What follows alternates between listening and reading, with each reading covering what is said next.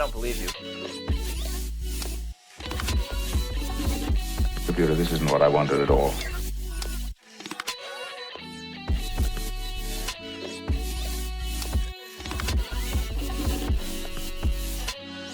Hello, chat room. Hello, live stream. Those of you not in the chat room, hello, happy Thursday to you.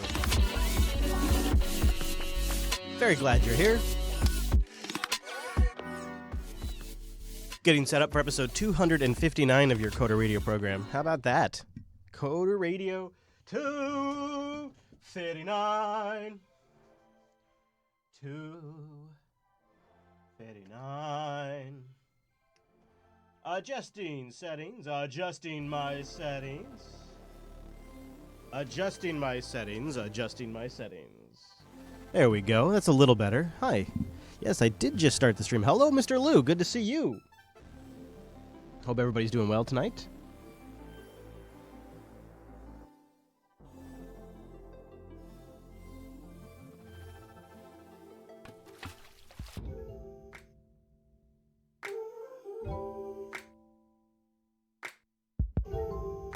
Holy crap. It's negative in the freedom dimension. I've never installed GNU/Linux.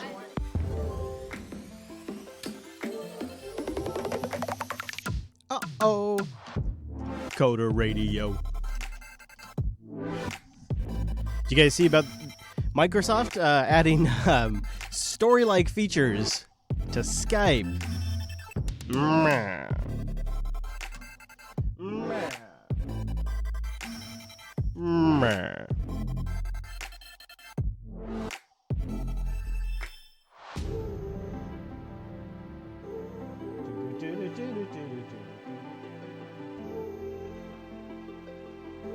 Check 1 2 2 2 2 1.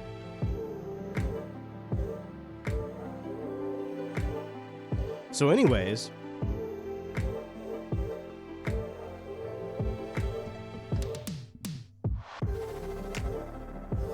Plex adds live TV? What? Get out of here. I think that's going to be awesome. Not what we're talking about today, though.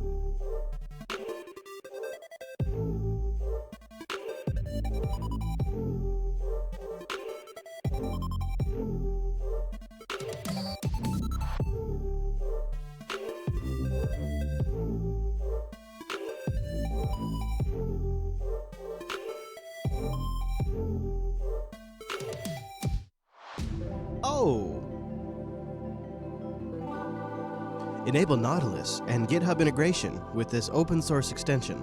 Find more at omgubuntu.co.uk. The Nautilus Git extension. What I should do is use this opportunity to line up my shot here.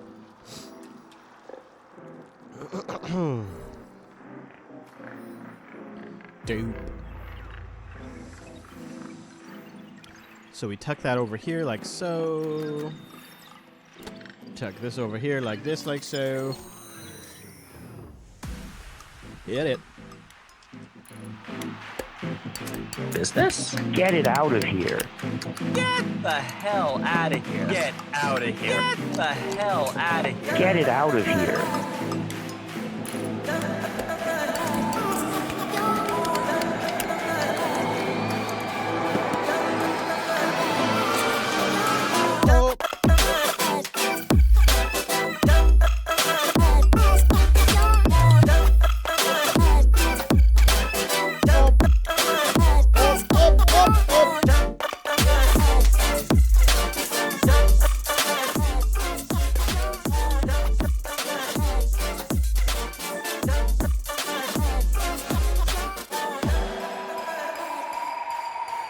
This is Coder Radio. This is Coder Radio. This is Coder Radio. This Coder Radio. This Coder.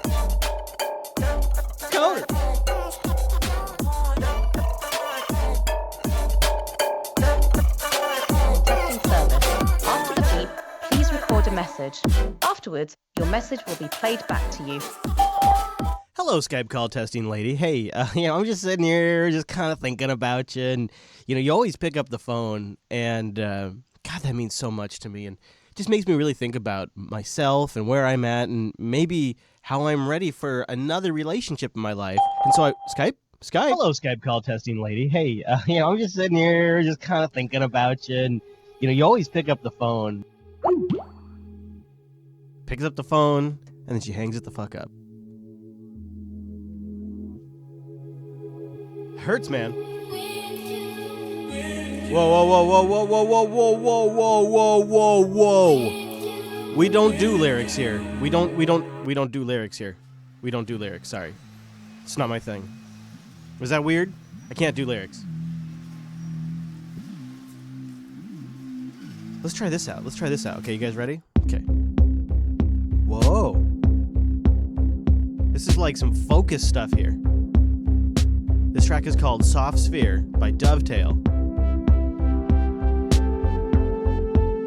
What do you think of this?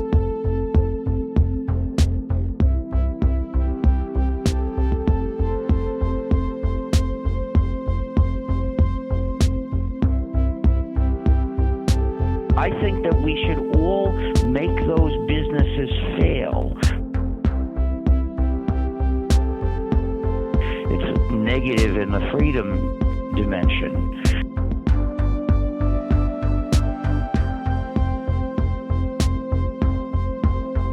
Get the hell out of here. Get out of here.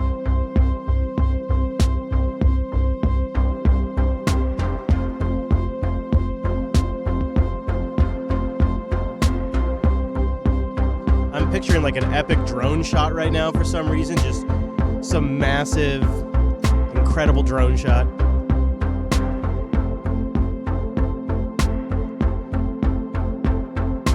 Go, go, go, go. It's nice, man. It's nice. I like it. You guys like it? Go, go. Oh shit. Oh shit.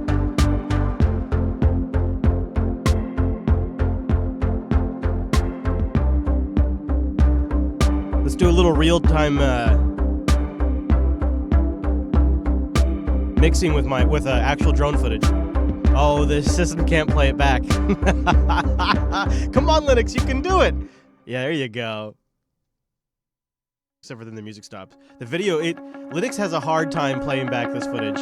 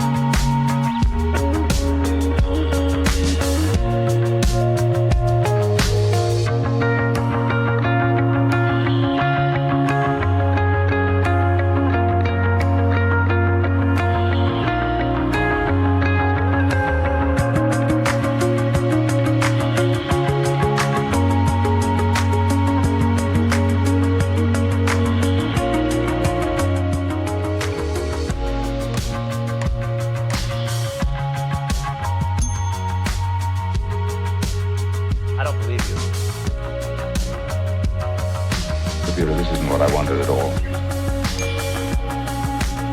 Get out of here. Get the hell out of here. Get out of here. Get the hell out of here. Get out of here. I think that we should all make those businesses fail.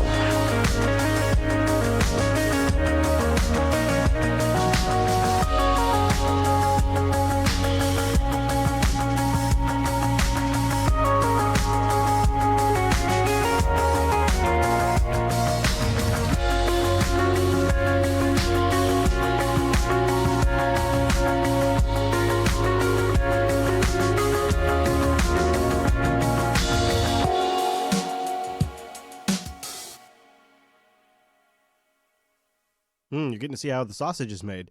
So this is some drone shots I used, I think, like in vlog 40 or 41 on my vlog. And this is some of the parts I never used right here. I wish I could play it smoothly, but this Linux box is doing better than any other system I have, actually. It's playing the footage, it just has to buffer a bit. The bitrate is 100 megabits a second, so 4K resolution. That is a bitchin' cool shot. Oh, you guys don't even get to see the full shot. I should, hold on, let me, I'll give you the full shot here. Look at that with the mountains in the background there. How bitchin' is that? Let's bring this in a little bit.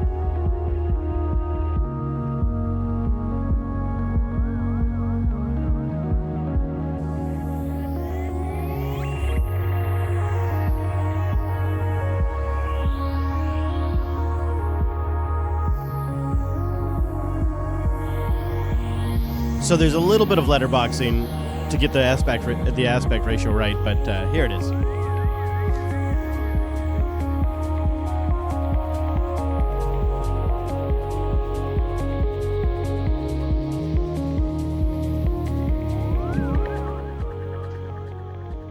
Hello, darling. Hello, Mr. Fisher. Hello, hello, hello. How you doing? I'm okay. How are you? Good. You know, just sitting here hanging out with the that chat room. Yeah, but that you know how that goes. And making noises with my microphone. Did you like that? I hope you liked it because I did it for you. Wait, something terrible is happening. Hang on. What's happening? There we go. What's happening? I was getting feedback because I forgot to mute the live. Oh yeah, you got to put your AirPods in. You got to put your AirPods in. Oh. I do not have AirPods. Are you tempted though? No. Really? You know what? They would be totally unusable. I for fucking me. hate cords though, dude. I don't mind cords actually. I hate things that have to charge. Oh yeah, that is true. You're trading one evil for the other, aren't you? Yeah, my phone's always on like 10%. Oh, you know, I just have the battery case. I just got a battery case. Did you really? Oh man, it's the best because I can go like 2 days. I can go like 2 days. I can go for 2 days, dude. 2 days. So, you know what I mean? Well, I know what you mean. So that's pretty nice. And if I'm at a conference or an event, I can go for the whole day. All right, I'm gonna go get a beverage, and then I'll be ready to start. Cool beans.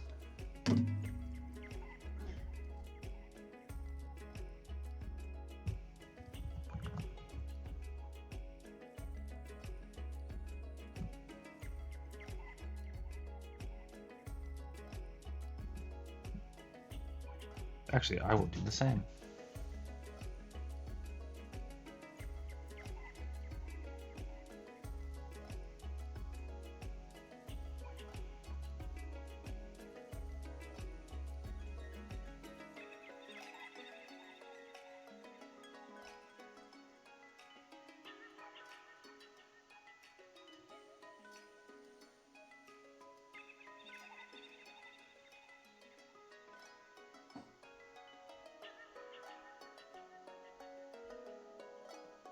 Wubba-dubba-dub-dub.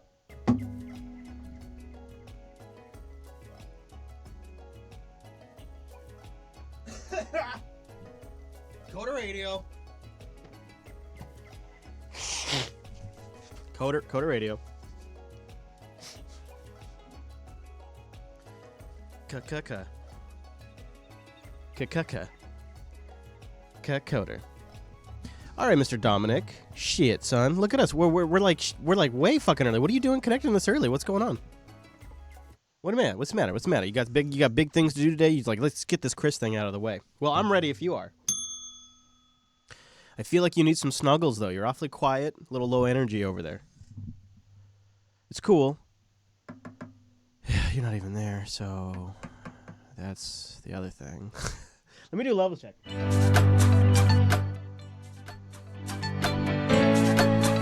Coda Radio. Oh, fuck, don't go, no! Imagine if I started the show like that. Hello, hi. I'm doing levels check. Okay, hit it, guys! Yeah, okay. Sure, why not? Yeah, let's do it. Okay, so there's that. You good? You need anything? Are you okay? You seem a little down, a little low energy. I feel like I need to come over there and give you a big hug. I just want to hug the hell out of you right now. I just want to come over there. Yeah, you. You know, I want to come over there and just give you how a... Jeb Bush must have felt during the whole election. Man, just clap. Just clap. Come on. Just clap. Come on, just clap. Just clap. Please clap. Please clap. Oh, God. Oh, dude. You know, don't let politics get you down, Mr. Dominic, because sometimes to make a really great omelet, you got to crack a few eggs. I'd rather make a good amulet. The Joker told me that once. Yeah, like an orb kind of amulet that you put your hand over and... Exactly. What? Oh. All right, okay. I got the whole world. Yikes. All right, well, on that super depressing note, I am ready to start chat room. There's not a lot of you because apparently it takes people 6 months of notification to realize that we're doing a show on Thursdays. So you, chat room, are our only line of defense between not having a title and me just belching for the entire show. So, I mean, seriously, think about that for a second. Think about how fucking bad that would be, right? So it's really up to you guys to just suggest the hell out of it. All right, I got my USB-C dongle right here. It is right here with my thumb drive plugged into it. So Do you have a libation? What? Do you have a beverage? Oh, a libation. I do. It's a little bit. I gotta warn you, it's a little. It's Red Bull, so. Ugh. I don't know what's gonna happen. I have bourbon, so. Well, I didn't say it was just Red Bull. Oh, you might drop dead in the middle of the show. All right, are you ready for me to have a heart attack? I'm ready. I think I'm good. I'm fired up. I feel like the chat room's going to come through and give us a good title, Mike. I know you're super worried about that, and I know that's been one of the things that's keeping you up at night is the chat room isn't bang suggesting good enough, but I really feel like this is going to be the week they come through, okay? I feel like they are. All right, so don't stress out. All right, here we go. It is the Coda Radio program. Ladies and gentlemen, this shit begins right here, right now. There is no more delay. There cannot be. It is episode 259, and it starts in 3, in a 2. This is Coda Radio, episode 259 for June. What? June? That would have been a good bit, but that wasn't a bit. All right, June. Holy shit. All right, here we go. Fuck me. It's the first show of June. In 3, in 2 of them. Jesus, June, dude. This is Coda Radio. That's too loud. Coda Radio. I got to get all radio to go with that one. Okay. All right, Future Rika, I'm sorry. In 3. This is Coda Radio, episode 259 for June 1st, 2017.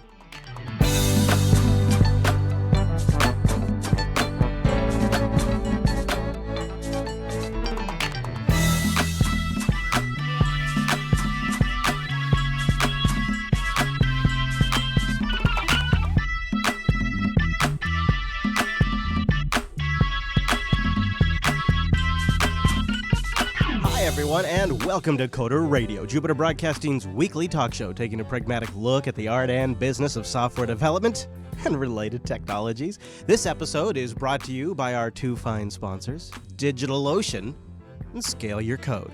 I'll tell you more about those great sponsors as this here show goes on. My name is Chris, and joining us for the first time ever... Wait, what? Oh, he's always been our... It's Mr. Dominic. Hello, Mike. Hello, Mr. Fisher. I was just getting a little correction. Apparently, you've been on the show before. I thought our co-host was Jar Jar Binks. So, hey, Mike. I mean, gosh, It's really great to talk to you. Welcome to the show. Because this Jar Jar guy has not been working out. I got to be honest with you. Well, Jar Jar is having some problems today. Yeah. Well, it's Memorial Day. or Memorial Week for Jar Jar is always particularly rough. It's rough. You know, and I can it is. I can tell you, I can tell when Jar Jar's been drinking because I just get the craziest Telegram messages from Jar Jar Binks. Just the craziest. Misa's so sorry. Misa didn't know. So how you feeling about Thursdays? So we're doing Coda Radio on Thursdays now instead of Mondays, which is one of the biggest changes I think we've ever done to the show. I know that sounds stupid, but if you think about it, like it is a huge change. It's always been a Monday show. It's always been a Monday show. You know, I kind of like it. I sort of like that we let the week's news build up a little bit and then we do it. So I was, I was just thinking about that. I was just thinking about like next week because it's Dub. it's WW. It's WW DC, and it's on Monday. And normally we'd be like, I don't know, we would normally just like blow a whole show and maybe do like a live event or something like that. But we've seen where that goes in the past. And so I like this new setup where essentially we can let all of the marketing buzz and stuff sort of get out there, and we can sit back on Thursday now and wait for some actual analysis, to give us some time to think about this stuff and just talk about the stuff that actually matters instead of just covering everything, which I think is going to be way better for the show. I think it is too. And if there's an actual beta that I can install, I can actually do that, right? They do that now where you can talk about it and stuff like that. Yep. Yeah, so that'll probably be a predominant topic next week, but it might not be the main topic like a tip, or it might not be the only topic like it would have been in the past. I had a follow-up email. Remember you and I were talking about setting up a Mac as like a Linux workstation replacement, which is crazy talk, but it was something that had crossed my mind because we have this Mac Pro. And I was like, okay, well, if I wanted to make, instead of making Linux more like Mac OS, how do I make Mac OS more like Linux? And I'm talking, of course, about like the interface. And so I got like a drop-down terminal, and I got those kinds of things that work pretty good. And I set up Homebrew on the Mac just to try that out to see what having a package manager is like. It turns out it's great. But then you and I were sort of joking around like, what the hell would you ever use Homebrew on Linux for? I see it runs on Linux, but what the hell would you ever use that for? Why would you want Homebrew on GNU/Linux? When you got good old apt and you got good old yum and all that stuff. Well, Jason wrote in with a little bit of feedback. He says, I'll tell you why I use Homebrew on Linux to get newer apps on stable bases like CentOS or an Ubuntu LTS that's getting old, which typically don't update app versions until the next release. It's a lower level of friction than hunting down PPAs and backports. I didn't think about that, but you know, if you're setting up a nice infrastructure for a client and they want to use CentOS, Mike, you might use Homebrew to get some of the stuff that's a little more current. And here we were making fun of it. You know, yeah, that's actually really funny. I'm kind of an Ubuntu baby, right? So that's just not a problem for me. Yeah, but if you get like an old LTS, like you're coming in towards the end of that LTS's life cycle, getting like modern Nginx or PHP, which I know you love, or Ruby, like it gets like you gotta really go through some twists, because it's not just like the packages themselves, but it's sometimes some of the libraries and whatnot. So Brew could take an old LTS system that you've deployed years ago and give you some current software. That might be the thing. Mike. That's the thing to look for. He also says that I believe Gentoo and NetBSD's package managers have tried to bring the same thing to Linux distributions as well, but I haven't had much luck with it. And I haven't taken the whole Mac workstation experiment any farther. That was as much as I did. I've been busy doing some hardware review. I got a new piece of hardware in that I'm going to be doing a review of soon. So that's what I've been. Ooh, you tell me what kind of hardware, baby? Well, it's an all-in-one. It's sort of like an iMac killer. That's all I'll say for right now. Oh, it's not from Microsoft, is it? No, it's not the studio. But like, you know how like the rumor is there's going to be like a pro workstation, like an iMac with like Xeons or something. Well, this is a workstation that already has Xeon and stuff like that. So I've been like, all right, well, let's see what this thing can do. Boom. All right, so Mr. Dominic, we have so many things to talk about today. Now, we're not here to talk about Homebrew, but we maybe could spend a little time talking about Swift and Swift Playground. So why don't I clear a little room? Why don't we make a little room? I got a little public service announcement I just want to cover real quick, because I want to extend an invitation to the Coda Radio audience. If you listen to Coda Radio and you are in the Pacific Northwest area around the 4th of July, we are going to have ourselves a little Good old-fashioned party and barbecue here at the Jupiter Broadcasting Studios. It's really to celebrate episode 200 of Linux Unplugged. But anybody's welcome. So we'll have more information soon, probably at meetup.com/Jupiter Broadcasting. But essentially, noon Pacific in the JB Studios on the 4th of July. Anybody is welcome to come in, and I will barbecue for you. So, of course, I assume you'll be here, Mr. Dominic, obviously. No. You travel now. That's one of your things is you're a big traveler. I will be south of the Mason-Dixon, in fact. In fact, you have like big travel coming up, don't you? I have permanent travel coming up. What do you mean permit? You're moving? I am leaving the Garden State. Wait a minute. The Garden State? New Jersey's not the Garden State. It is the Garden State. No. I believe the Garden of Eden is the Garden State. Everybody knows that. No. I mean, it's also the state of... Wait a minute. Hold on. You've done this before. You've done this. This is a move that has happened before in the Dominic history. What's different this time? We've got to go back. We've got to go back, Marty. We've got to go back, Marty. Well played, sir. Well played. Are you feeling okay about this? Because I'll be honest right now, you sound a little down. You sound like you're not stoked about it. I got to be honest. I'm a little tired. I'm a little sad Jar Jar didn't visit me. Are you a little sad about moving? No, I'm pretty happy. My friend Jim is having a difficult time right now. How could he not? He's going to be on TV next week. I'll be tuning in. And we're both a little down because we don't think it matters because of a man named Paul and another man named Mitch. So you're not going to give me any details, but I find this fascinating that you're going back to Florida.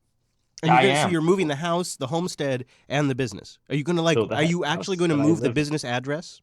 So the house that I live in is actually being sold. There is a signed deal. Wow, congratulations. Thank you. And I'm relocating to Plant City, Florida, actually. Plant City? Plant City, yep.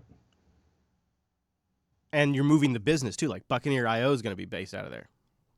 Eventually. Because of the time of the year, it's actually hard. Sure. Yeah, it's not like something you got to do right away either. Well, it's something you want to do opening of the new year, right? Because New Jersey is much more... So we're looking at a population of 34,000. That's interesting. It's very rural. It's area code 813. That's good. Wow. For anybody who wants to show up at my house with a PHP book, please. So, holy shit! Have you looked at the weather? I mean, damn, that's actually not bad. It looks like a high of 102, but I guess that's not too bad. Why Florida? Is it family? It's family, isn't it? It's family. It's cost of living. Yeah. Yep. I'm going from a relatively small house to a relatively big house with an in-ground pool. Really, dude? In. Oh my gosh! Yeah. So you've already found a place? Oh yeah, no, I already did that. Oh, in fact, wow. I got summoned for jury duty and had to call the court and be like, "Yeah, so I will not be a resident of the state at this time, so I cannot serve on jury." Wow! So you've already found a place, and your place is sold. Like that's sort of best case scenario. Yeah, it's a done deal. In fact, I'm going to be. Have you ever heard of the Auto Train? The Auto Train? No, I don't think so. Is that some crazy East Coast thing? Well, I think they have it all over, right? It's from Amtrak. No. You drive your car into the train. What? Hold on. Yeah. Oh, dude, we do not have this on the West Coast. I'm Googling it right now, man. No, we do not have this. If we had this, I would use the shit out of this. You're telling me you can drive your car onto a train? Right. I mean, so, depending on how full the train is, sometimes it runs from D.C. to Orlando. It doesn't. It's, okay. Yeah. It's. Yeah, oh so my gosh. I pick it up in Virginia. Oh my gosh. I drive to Virginia, and then you get a sleeping car on the train, right? So me and the missus. Shut the hell up! You can get out of your car.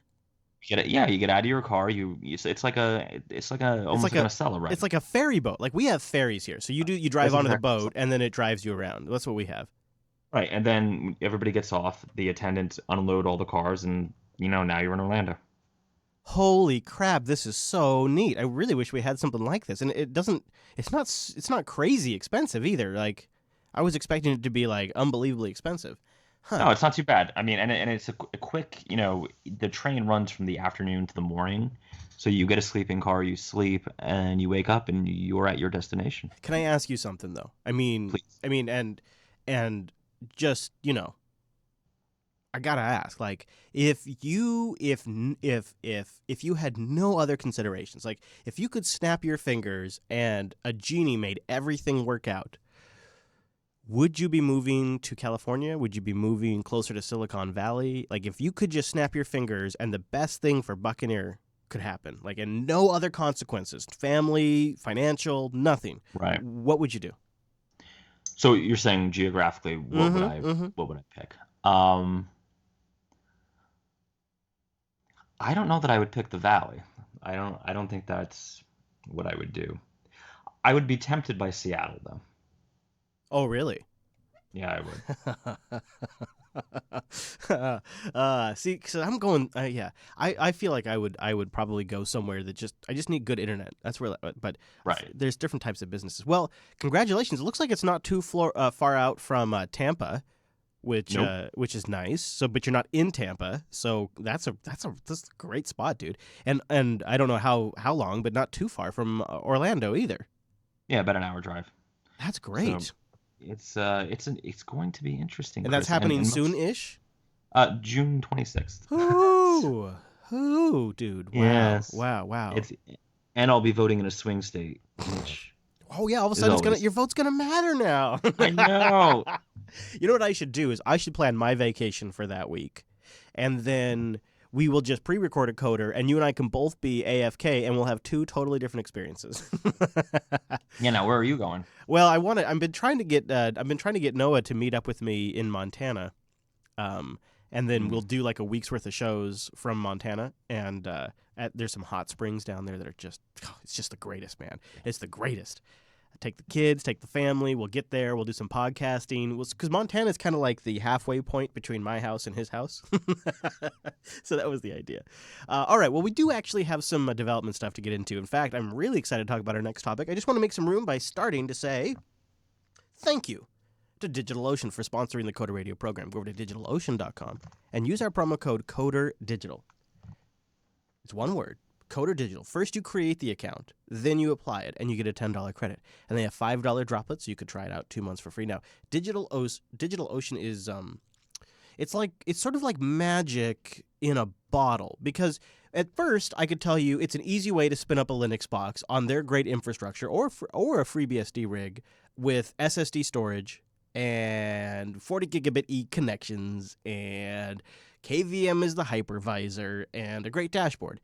And that's sort of like the high-level pitch when you don't know anything about DigitalOcean. But once you become a DigitalOcean customer, I can tell you it's more about easy access to super powerful infrastructure whenever you need it for whatever project you're working on. And it becomes a fundamental game changer for your business, for yourself. Personally, if I was still just doing one or two things as a side or setting up things for clients, it would have changed everything for me. But now that I own my own business, it gives me access to infrastructure that in the past I would have had to have been an HP, a Dell, a Microsoft, those kinds of companies to get access to. DigitalOcean.com. In fact, I was just talking with my buddy Joe from Linux Action News about their high-performance CPU droplets. Now, you can go get early access if you request it, and it's, oh man, you want something that is just the peak of the experience. Throughput that you just can't even fathom. Maybe it could be anything for like serving like display ads. But what I was telling Joe was like, Joe, go create a couple droplets.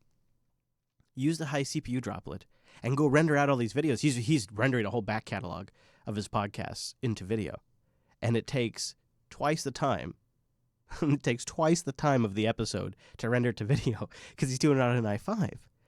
And so I said to him, what you could do is just upload all the WAV files to a droplet and just let it just burn through that with the high CPU. They've also got block storage, so if you need to do something like attach additional storage to grow, this is perfect because I set up a Nextcloud instance on the $20 a month one because I want a really nice, super fast, lots of storage.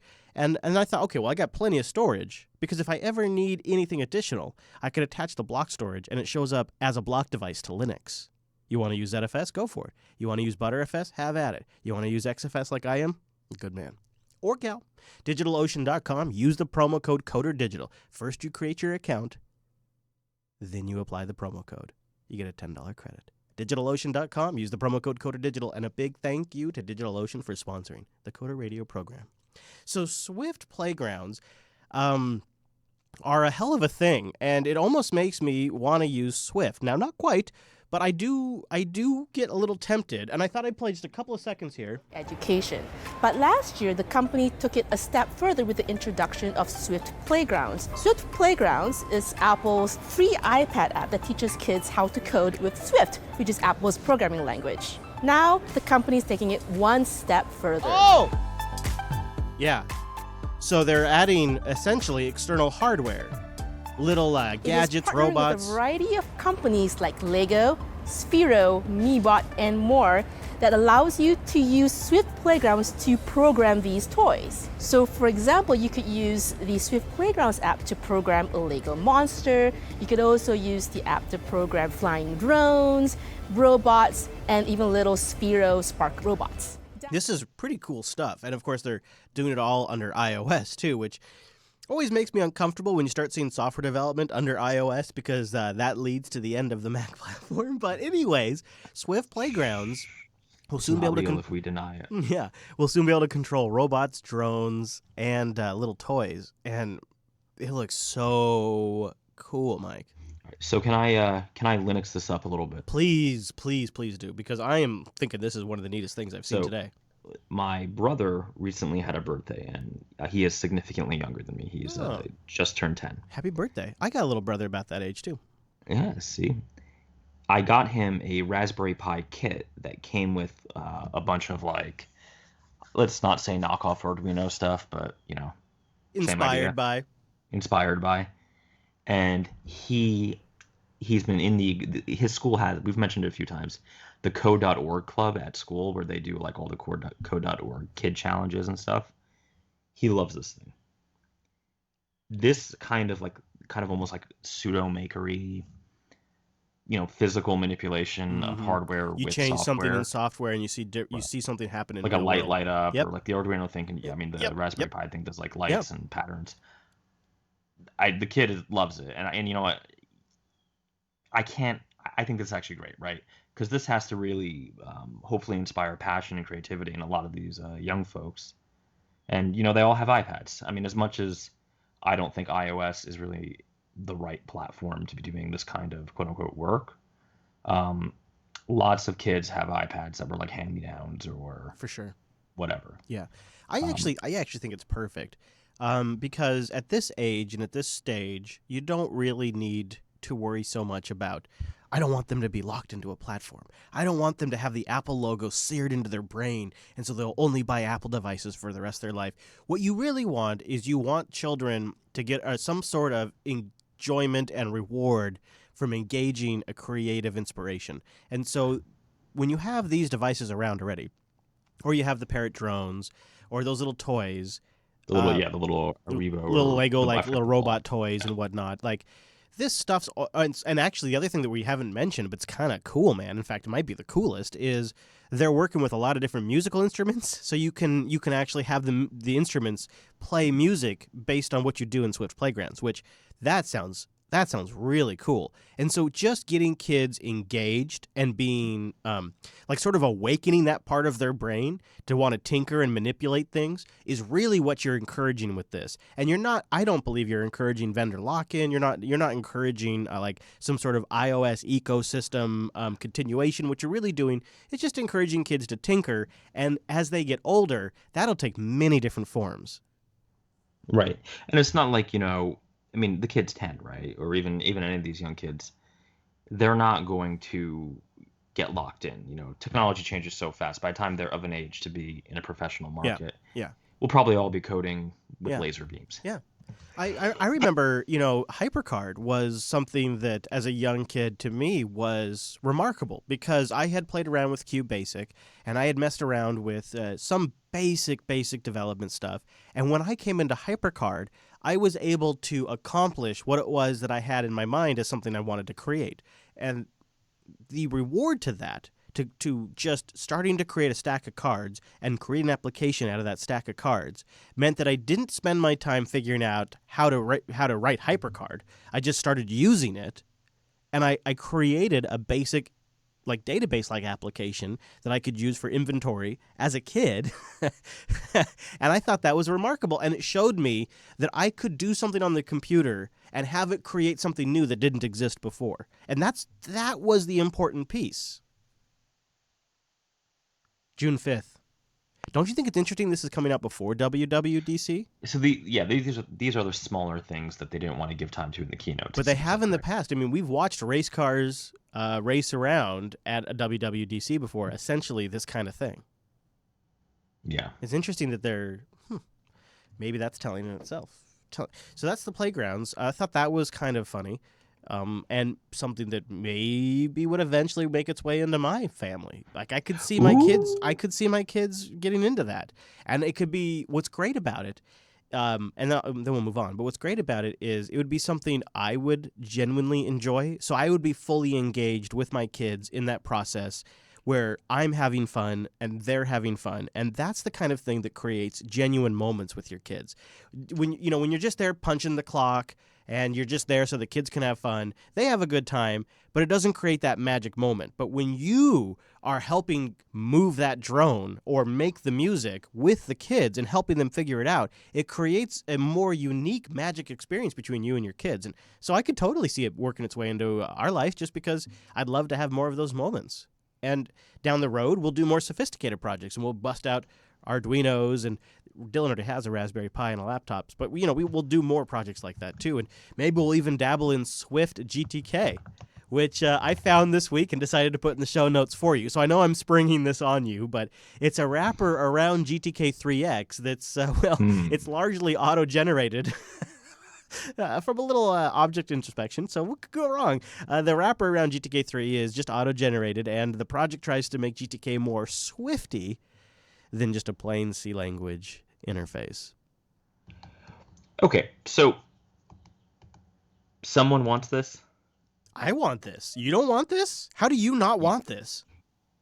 Why do you want this? What, are you kidding? Are you kidding? No. I don't. I can't even articulate why you wouldn't want this. So in my mind, if Swift say gets into, well, it's already a very popular language. So once something reaches a certain level of popularity, it tends to attain an amount of momentum that makes it stay relevant for years. And I don't think Swift is going anywhere anytime soon. So this I'm aware of that. So this to me seems like the obvious next step. This seems to me like something that would be, it's like it would be a hole. It'd be missing if we didn't have a way to do this. And this is early days stuff here. But this to me just seems super critical. I don't know. I guess I have So do you think more GTK apps will get written because of the Swift GTK wrapper? Yeah. Well, yeah, basically. I hope, and that could take many different forms. I'm not even necessarily talking about mainstream user applications that are written in Swift and have a GTK interface. I'm not delusional. I don't think that's going to happen. But what I do see is, hey, here's a handy tool that we've written that interfaces with the server-side component of our application, and so maybe I'm Netflix, and I'm using Swift on the server, and there is a GUI that we have written to interact with that server that runs on the Mac desktop, that runs on iOS devices. Well, wouldn't it be amazing if it could also work on the Linux systems that all of the sysadmins are running at Netflix? Wouldn't that be great? So I'm not talking necessarily like the next big app, but I'm talking all of those dark matter developers that are creating tools. I'm talking people that want to have internal applications for their own team to manage things that are running on a Ubuntu box on a VPS. That stuff seems like a slam dunk for this. Don't you think it's more likely that it will be a gateway of Linux users towards the Mac and Apple platform then? Meaning, this is how you get your first taste of writing desktop Swift applications. But then eventually you want the real thing, right? You move up from your marijuana to your heroin. I mean, something you know about. Thanks. Yeah, dude. I'm super strung out on I got him, Jeff. I wish I knew a slang for heroin. I would use it right now. I'm super strung out on insert slang term here. The big H. Yeah, I'm such a heroin user that I can't Angel. even come up with a Go slang. for it. There must be. Is it H? Is that a slang term for H. H? Arms of the Really? Angel. Yeah, there's a whole pile. I like that you know him, and I'm supposedly the heroin user. So I guess, if you were just to ask me that question a few years ago, like say somehow Swift came out 5 years ago, and this was all happening right now, I'd be like, that's the dumbest thing you've ever said. But now that you ask me in a world where you can run Docker containers on Mac OS, you can run Docker on Windows, you can run Ubuntu, Fedora, and SUSE on Windows, I do feel like there are more and more cuts that are making it easier to switch from Linux to Mac or Windows, which is super strange. I was playing around with Kitematic, this week. Okay, sure. Have you played around with Kitematic? Have we talked about Kitematic? I've heard of it, but I've not actually used it. Oh, Am I missing out? Mike. Oh, Mike. Oh, Mike, you got to go to kitematic.com, K-I-T-E, matic.com. And it is the super easiest, coolest, nicest way to just grab something off Docker Hub and spin up a Docker container on Mac, on Windows, and now I'm messing around with on Linux. And it's nice. It is really nice. And so you have things like this that make running traditional open source applications crazy easy on proprietary desktops. Right. You have the compatibility Windows subsystem that Microsoft's created. You have the fact that the Mac has Bash and Brew and all these tools. I think that's my long way of saying I think you're right. It does sort of make it easy to slide further into proprietary desktops and lock-in. But it seems like the general technology momentum and trend is towards more open and Linux, more universal. I think if I had to kind of play this trend out in 3 years, right, we're going to all be using very similar open source tools. In fact, I think that's kind of a dumb statement because we already are. Yeah, that's true. By the way, before wait, just hold your thought. Don't lose it. I just want to real quick follow up on Kitematic. If you're using Docker on the Mac, it integrates natively with Kitematic, which is super nice. So if you do end up using Docker on the Mac or on Windows, definitely check it out. Because in your little system, like in the system tray or in the Mac menu bar, you can now just launch Kitematic to manage Docker instead of having to use the command line or anything. It's just nuts. It's nuts. So anyways, kitematic.com. Sorry, I just wanted to plug that because the chat room had a question. Go ahead, Mike. Sorry to interrupt. I'm sorry. No, and this is actually made by Docker, which is interesting. Yep. No, I mean, it does seem like, look at the Linux subsystem on Windows, right? It seems like the open source development models have kind of won. I agree. Yeah, especially if it's something you want to have wide community adoption, right?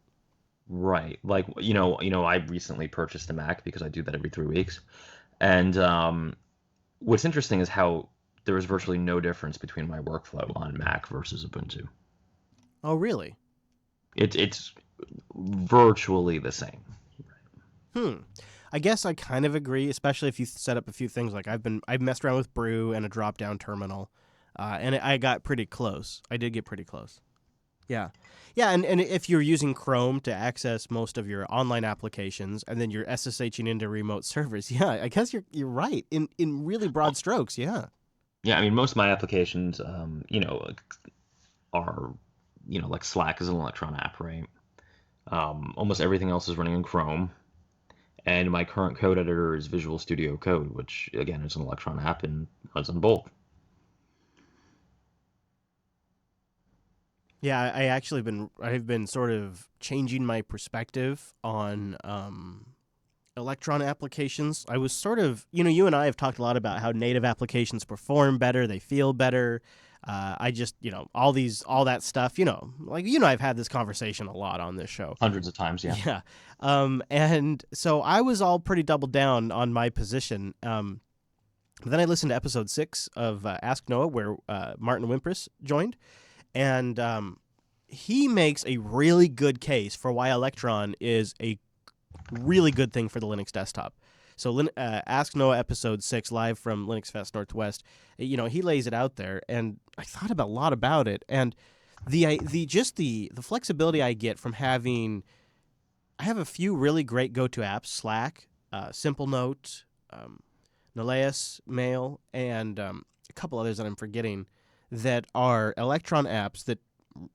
The nice thing is I always have a system with a pretty good amount of RAM, and I can move those across operating systems, across installs, and they're consistent, and they work well, and they're easy enough for developers to target that the platforms I choose to use are likely going to get an application. And so that has been a big shift for me, is the availability of software that Electron brings. So when I look at things like Swift GTK, it's sort of that same mindset. Like it's not Electron, obviously, because these would be native applications, but it's sort of widening the target scope for developers. So if you're writing in Swift, now GTK could be a target. Just like if you're a gamer and your engine is Unity, now the Linux desktop can be a target. Or if you're making an Electron app, Mac, Windows, and Linux can be a target. Now if you're writing a Swift application, GTK can be a target. And I don't know, I think it's noteworthy. No? Okay. No? Okay. All right. Okay. I mean, I just see. I mean, you mentioned Electron. I see Electron as the answer to that problem, though. Right? Yeah. Not. Yeah. I agree. Not. Yeah. I mean, Vala is a really interesting language, and there's not too much. I mean, there's Geary, but there's not a whole ton of widely Not a used. lot of action unless you're over on the Elementary OS project. Right. Hey, did you see that they launched their Pay What You Want app store on Elementary OS? I did. I haven't seen any figures though. I was hoping they'd have. Yeah. I mean, that's got to be a tough thing, but good on them. I mean, they've been doing some good work over there, but I wonder how that'll do. I would love to see that do well, but then you want it across the entire Linux desktop. And we'll pay what you want. Is that good enough? Because then it's hard to project a revenue, which is hard then to know how many people to hire. It's a complicated subject, but maybe we'll watch it and we'll report more when we find out. Just before we move on, just a quick point out. We're not going to go through the whole thing, but I wanted to get a little attention so that way if the audience wanted to follow up on it later, they could. The developer of Notepad++ was interviewed. Now, if you're going to be using Windows, Notepad++ is a hell of a tool to use. And so they asked a couple of questions that I thought were interesting. One of the questions was, what's your development environment right now? And the Notepad++ author said Visual Studio 2013 under Windows 10 and Notepad++ itself, because he codes Notepad++ in Notepad++. His first development environment was Visual Studio 6 under Windows XP, and you know what? He says, I miss a good source code editor from back then. And then there's the question that I thought you and I could discuss. Where do you see the open source software community headed? And his answer was this. A few years ago, open source was still a la mode. Now, it's almost a standard way, which you and I were just talking about. Through the proprietary though proprietary software won't disappear, more and more softwares will take the open source option. The open source software community will be much larger in the future and much more accessible, for sure. Now, what do you think of this, Mike, as somebody who maybe wanted to make an application, sell it on the market? If it's something you wanted to have wide adoption, would you be compelled to open source it? Would you say the open source model has essentially, would you agree? It's one, proprietary software is not going away, but you want the community to be large and you want people to be able to access it in the future. Seems like you have to go open source. Well, certainly if I was doing something that was, a framework or a library or some sort of developer tool, I think you have to go open source right now. There's no choice. Do it now. In terms of a consumer-facing like application that's just an executable that someone runs, I'd probably keep that proprietary, right? And why? Because you don't want people just to be able to build it on their system for free? Basically, yeah. I think that would be the reason. Yeah, okay. Fair enough. It was a good interview, and those are the ones that jumped out at me. Now, having said that, there are certain things, though, I don't think proprietary will work for anymore, right? Like I'm not sure I would pay for another year of editors anymore, right? Because Visual Studio Code is free and good enough. And open source. I would say it's great. We talked last week, and I took all of them for a spin. I got Sublime Text 3, I got Visual Studio Code, and I loaded up Atom. All of the ones I said I was going to try out. Sublime Text 3 is currently pulling ahead. Atom, I give the nod to having polished, and they just recently introduced native GitHub integration, which is sort of what piqued my interest. Visual Studio fucking Code, dude. Look at these sons of bitches go. So first of all, it's got your standard text file config. You know, whip-de-doo. I'm sick of it, but it's fine. It's very Sublime Text of them. Atom has the best graphical management. I think Atom has the best interface of all of them. But Visual Studio Code has some serious community plugins available to it. Yes. I was very impressed. I think they have the best out of all of them that I tried, and it gives me the ability to do stuff that I can't do in the other editors. Somebody wrote in a tip and told us how you can close the sidebar. Did you see that? I can't remember what it was, but I did. I saw that. That in came fact, I just got a RuboCop running in Visual Studio Code, which is a Ruby linter. It's actually now more powerful than RubyMine. I haven't opened RubyMine in maybe 2 weeks. Ooh. Yeah, so you agree with me that it seems to have some of the best plugins, like some of the best, I don't know what they're called exactly. I guess they're called extensions in Visual Studio Code.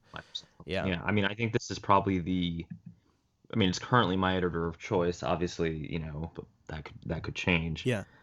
I would say, yeah, go ahead.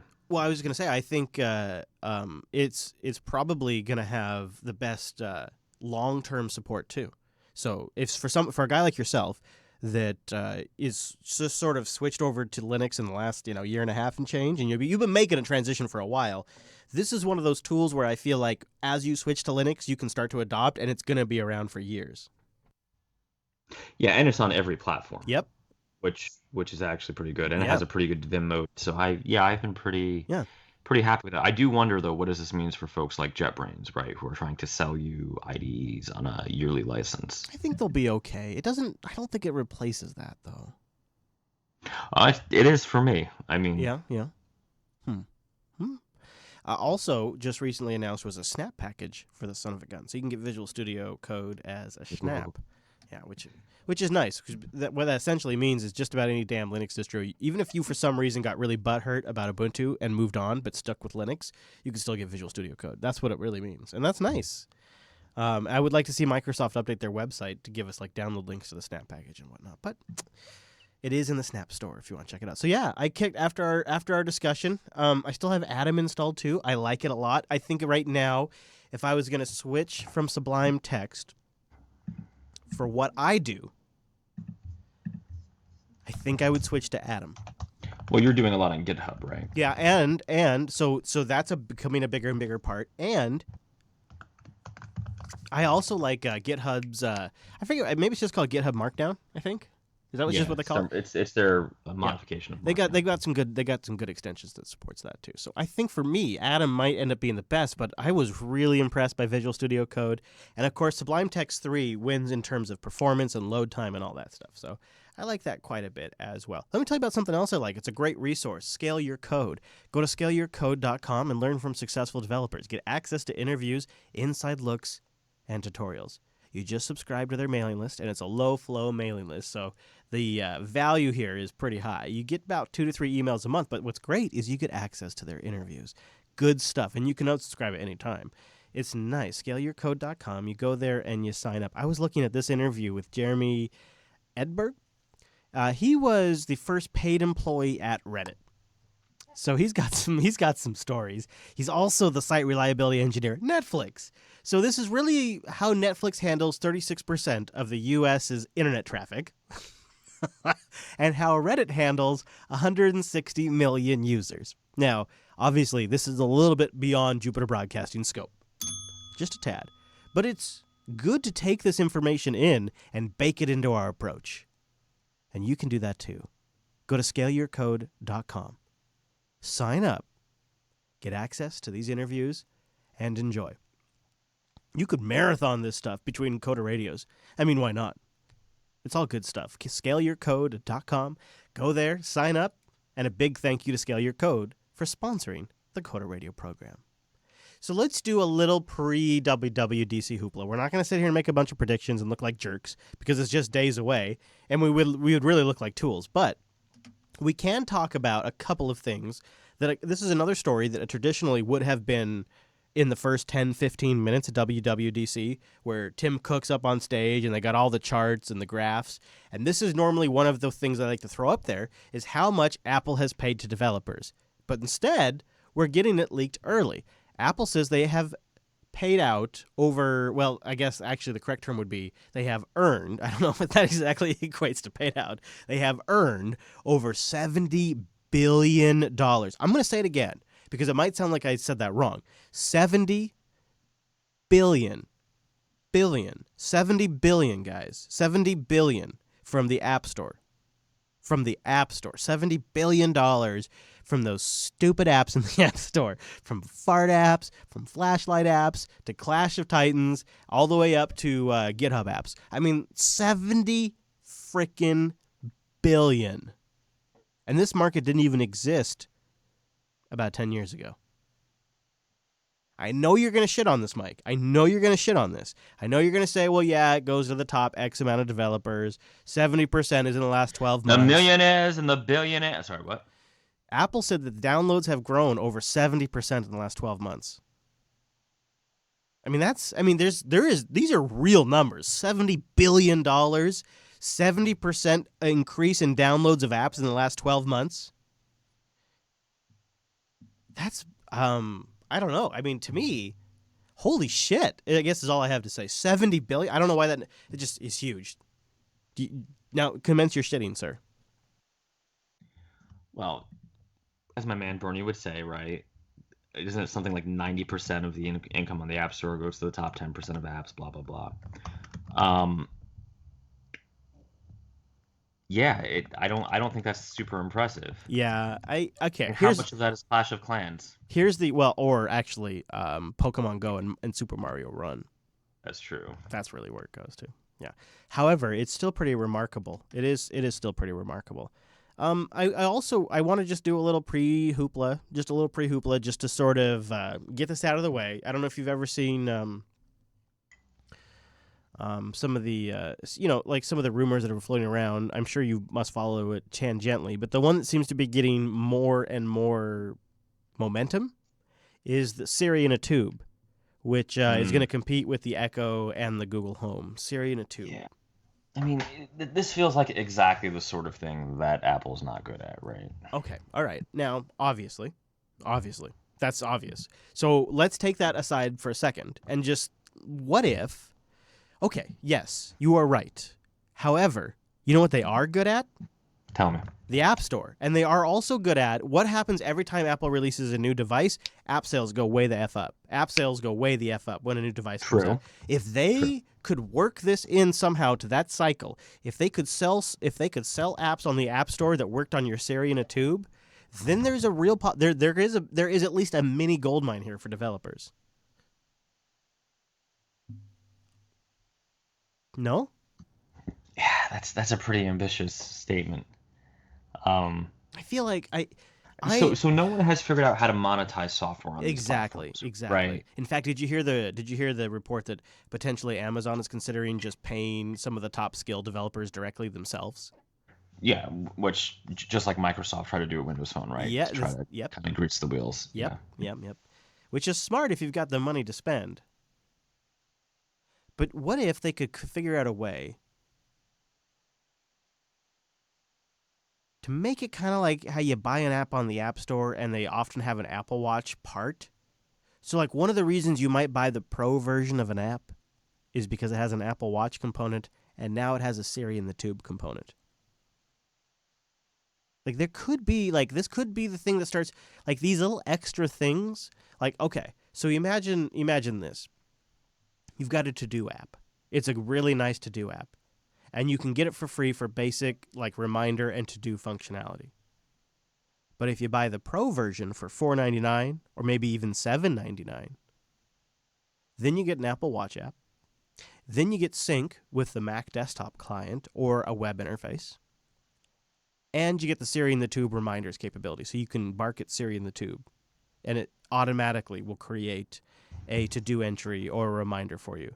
And these are things that people in the Apple ecosystem would pay for. So you could charge like $7.99 Right. for an app that has the watch component, the Mac component, the Siri and the Tube component. Are you following me? Like, it could be a way to start monetizing these apps in the App Store in a way that you can't do normally because people don't want to pay for anything.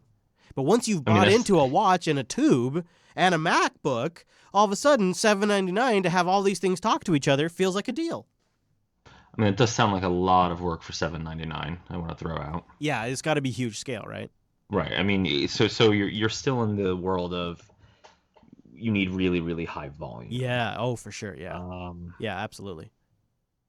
You know, we've talked a lot about the sustainability or lack thereof of the kind of mobile development market, and I'm really not sure if these like Google Assistant, Alexa, any of these kind of, I guess, Siri competitors, not only do they not help the problem, I almost feel like in a way they make it worse because they make no real attempt at any sort of monetization strategy.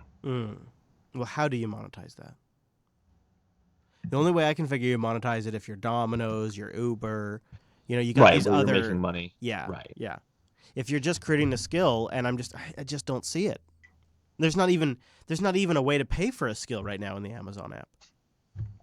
None that I'm aware of. There's no option for me to pay 99 cents for a skill on my Echo. That doesn't exist. It's not a thing. But Apple might integrate in the App Store infrastructure, and it might just be another endpoint. Like you can make an iPad app, a Mac app, a watch app. Now you make a Siri and a Tube app. It seems like it might be a more direct path to monetization. And then how is it more direct? See, that's I guess where you're losing me. How is it more? Because they have the App Store already, and people are already paying for apps. And so this is just one more thing that they're adding support for. So now when you buy the To Do app, you can charge an extra $1 if you have a watch and a Tube app that goes with it. But it's not that the average developer on the App Store isn't making enough money. It's that the average developer on the App Store is actually losing money. Mm-hmm. Right? Mm-hmm. So sure, for the folks who are already making money, the Domino's, the Spotify's, those kind of guys, obviously, first of all, if Apple even lets Spotify on the Siri Tube, right, that would be interesting. Yeah, I could see, this isn't their view into their services and they make money on their services. But, looking at it from kind of the everyman perspective, the every developer, it has never been more challenging to make a living on the App Store. Even though they've just paid out $70 billion, ironically. Right. It's sort of like it's never been harder to be the middle class, even though the people at the highest end, the 1%, are making more money than ever. It's literally the same phenomenon, right? Where the winners are winning much more than they ever did before. Yeah. Yeah. And yes, there's more people maybe not losing, but certainly not doing okay, right? Yeah, I actually, I'm going to take the dissenting opinion, though, and I'm going to say I hope to hell that they do release a Siri and a Tube. Okay. I would be compelled Now, would you to buy use it? Yes, I would. And Really? just because for me personally, out of all of the virtual assistants, I have Google Assistant, I have Echo, and I have Siri. For the day-to-day things, I use Siri for. Like, so when I'll say things to Siri like, Siri, what will the date be in 2 weeks? And she can answer that. The other assistants cannot answer that.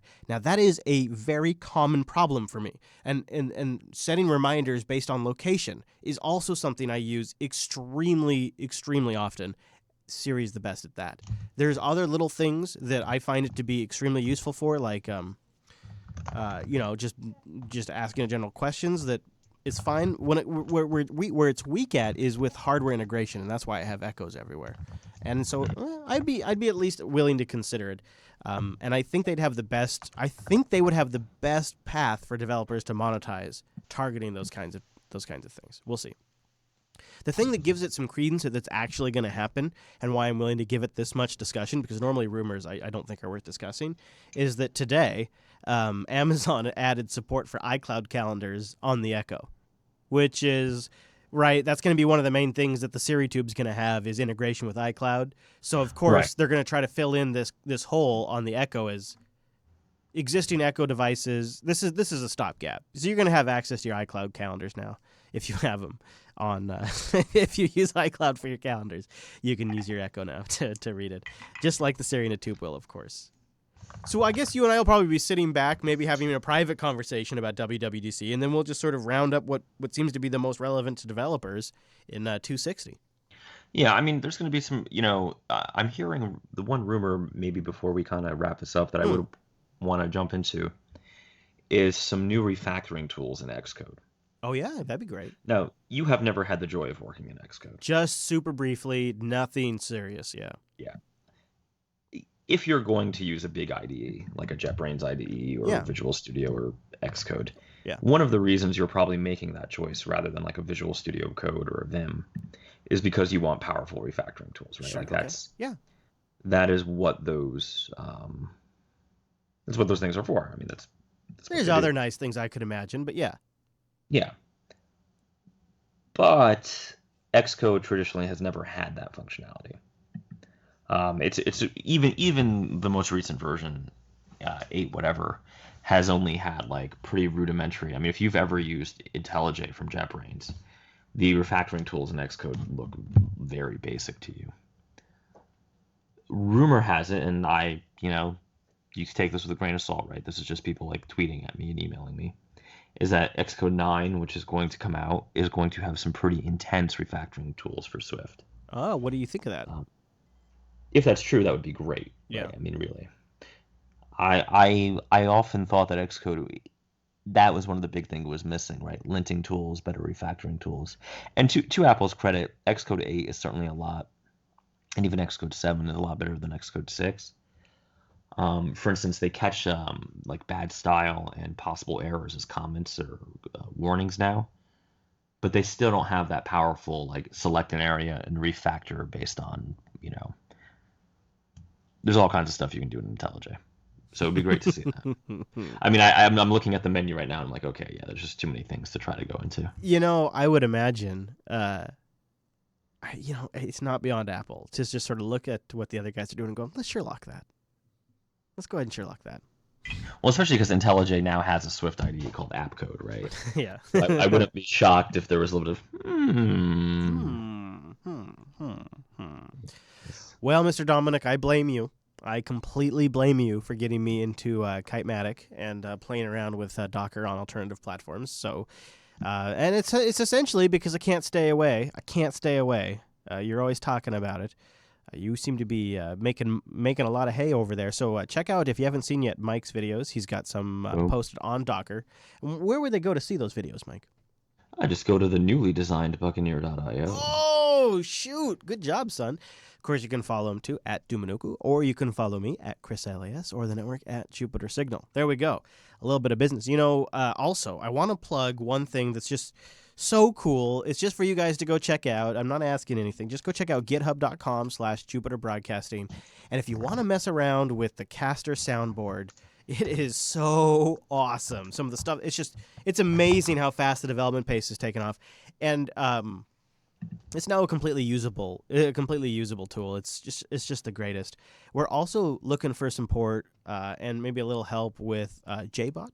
So you can dig around and maybe talk to Rikai. Go over to irc.geekshed.net in your favorite IRC client and join. I think it's JB Dev. I think that's still active, but you can also find Mr. Rikai in Jupiter Broadcasting chat and talk to him about it, because JBot could use some love too. But our community has been so awesome with the visualizer we've been using for some of our new shows like User Error and Linux Action News, and with Caster Soundboard. I mean, I'm seeing some seriously awesome software get created at a remarkable rate right in front of my face, stuff that is seriously production grade. It's so cool to see it. And you can get a little taste of it at github.com/Jupiter Broadcasting, or you can find our IRC bot, which we could use a little love with, at github.com/Rikai/Showbot. It's RIKAI.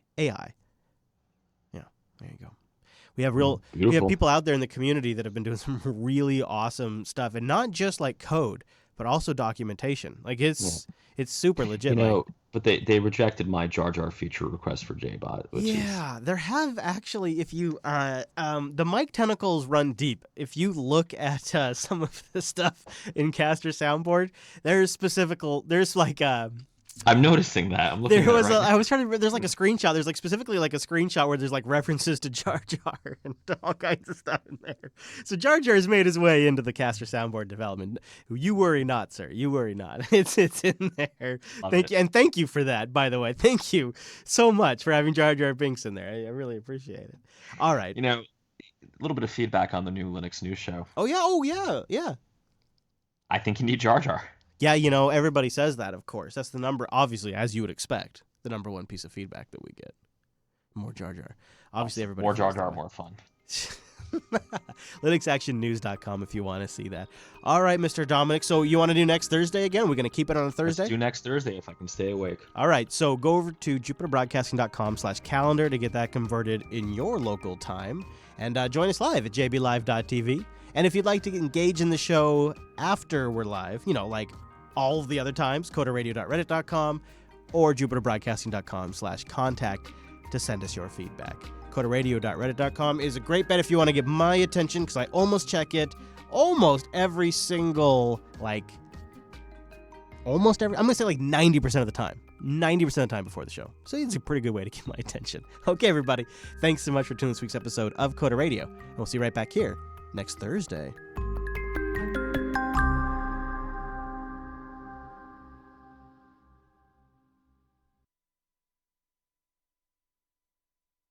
There we go. There's a show, jbtitles.com chat room. Mr. Dominic, good job podcasting. I'm sure we'll have much to talk about next week. Yep, tried to stay awake. Glad I didn't pass out. You did good. You did good. You did good. I'm exhausted. This is how Jeb Bush must feel all the time. You know what you got to do is you got to just go for a walk. Go for a walk. I just power nap it. jbtitles.com. Mike's deep tentacles. That's kind of funny. On the road again. Always wanted to be. Thursdays are the new Mondays. That's kind of funny.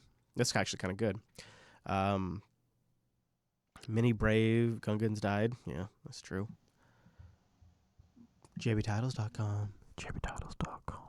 So moving is expensive. Oh boy, are you having movers move you? Because you really should be. You really should be. We're doing this thing called the cow, which is like a container. Yeah. Oh, interesting. Yeah, so you put all your shit in the container, and then they move the container, and then they drop it in the new place, and that's interesting. That's a good way to go. Pay them if you want to have guys like unload it, but I think I'm just going to do that. And you might reconsider that, but. I'm looking at the budget, and I think that's probably what had me down before the show. I was like, Yeah, for sure. Thursdays are the new Mondays. Mike's Deep Tentacles. It's a new day. You like any of those? I like tentacles. What about high-tech lady tubes? I love it. Let's do that. Because that is kind of true, right? And they all are high-tech lady tubes. All right. Let's go for it. High-tech lady tubes. You want to do that over? So it'd either be high-tech lady tubes or Thursdays are the new Mondays. No, I think we should do high-tech lady tubes. All righty. There it is, Mr. Dominic. You have yourself a good week. Enjoy the WWDC shit show, and I will talk to you on Thursday. Goodbye, Z's. Chat room, I have to go because I'm going to be sneaky recording user error next. Shh, it's offline, but you can catch it tomorrow. Thank you for joining us. Hope you liked the show. I liked you. And look for user error posted on a local Jupiter Broadcasting page very soon. Goodbye, guys. Thank you for being here.